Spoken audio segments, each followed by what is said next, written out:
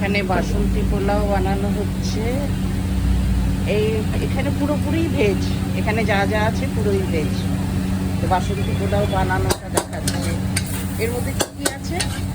Vegetable আছে, পনির আছে, কিশমিশ আছে। ওরা যখন দেয় তখন এটাকে বানিয়েই দেয়, রাইসটা করা থাকে আর ওরা ওটা বানিয়ে তারপর দেয়। আর ওদের আর কি কি আইটেম আছে ওটা আমি দেখাচ্ছি। এখানে তো সবই ভেজ আইটেম। এটা পনির, ওটা তো শেষ হয়ে গেছে, আর ওটা চানা মশলা। এখন এই আছে।